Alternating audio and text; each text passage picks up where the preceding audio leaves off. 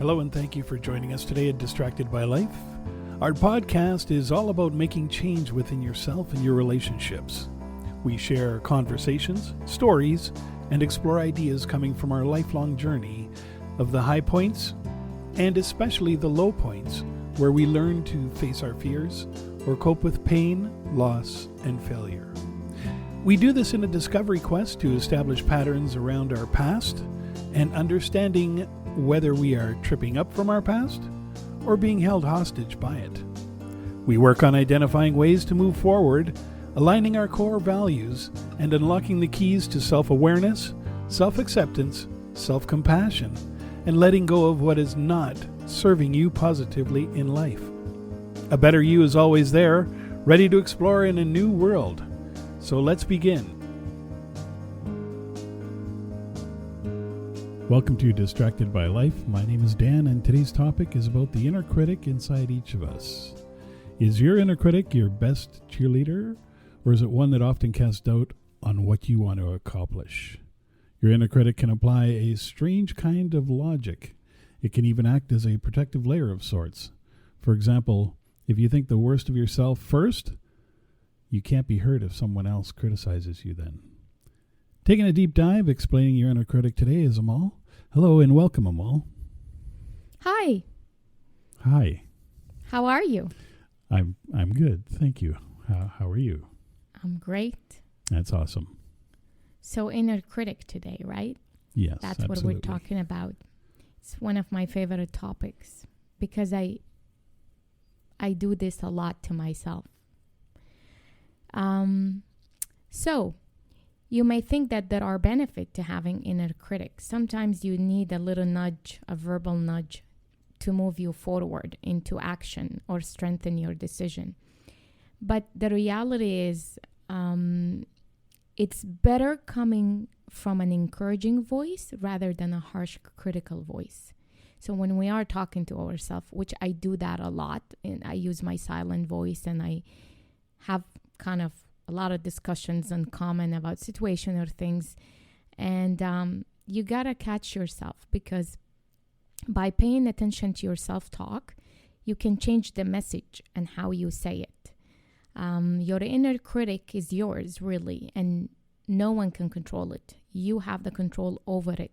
Don't use it as a critic, but more as if a motivator. Be your own best friend and be kind and encouraging to yourself. And that way, if you do so, you'll be able to express the same positivity to others. Well, that's interesting. So does it matter, though, if your inner critic is being unkind or hurtful? Yes, it does. When what you say to yourself make you feel bad and awful, your inner voice is not actually serving you any good purpose here. So let me use an example to make it more clear. So let's say you send an email to the wrong person and you tell yourself, I'm such an idiot. Here, rather than you say it was a mistake, not to double check the email before sending, the first statement you made is you completely labeled yourself as an idiot, while the second statement was more accurate of the situation itself. It was just a mistake. It doesn't define you as an idiotic person. The difference between the two statements may appear syllable, but the message you are giving yourself is quite different, which is just pretty much negative, and you are being really hard on yourself. Okay, so if you're hard on yourself, that goes back to I should-haves, would-haves, could-haves. So how often do you use these words then in a sense? I should, or I have to, or I've got to? Any of those? We use them quite a lot, actually, more often than you think. Okay, then. Should we choose our words wisely then when we're talking to ourselves? Because I'm guessing that that's probably really important. Yes. By starting a sentence with I have to, for example, you're saying to yourself that you have no choice. You're actually obligated to follow what you need to do, whatever follows. That means you have little choice in the matter.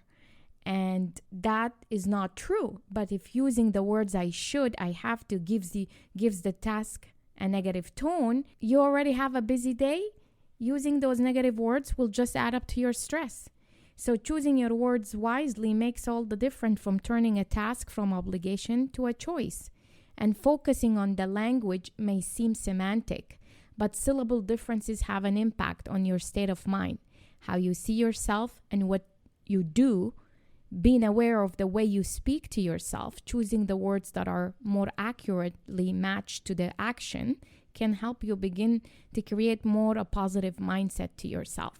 So I should have and I could have, they don't really help, because all they do is that they do take that negative tone. The phrasing is a negative tone. So it takes away from you having the choice and the option, and it's more of an obligation and a burden. It's forceful. All right. So that said, because words are words, how do I manage this thing then? How do I manage this inner critic? So there are a few things you could do to manage your inner critics. One, being mindful of how you speak to yourself and what you say. If it's positive message, give it all your attention and believe it. If it's critical, I encourage you to challenge yourself for evidence of the criticism. Is it true? That's what you should be asking yourself. Is it true? If it's exaggerating, check yourself to see if you're talking in absolutes or specific. And then my favorite one, apply the no name calling rule. No name calling of any sorts. Be mindful of how often you say I have to, I need to, and I should have. Replace them with more neutral words such as I look forward to, I'm going to, or I will. Really, those are a lot more, they carry a more positive tone than the negative ones that the kind of standoffish. They would I believe they would not just put you in a negative mindset, but they would put anybody in a negative mindset. When you're in the workplace and someone asks you to do something, do you right away jump and say, I can't do it?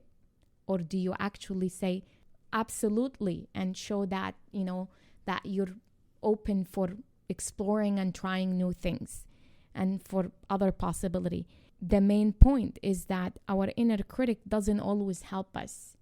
And in order to know when it's actually working against us, we have to be very aware of what we're saying to ourselves.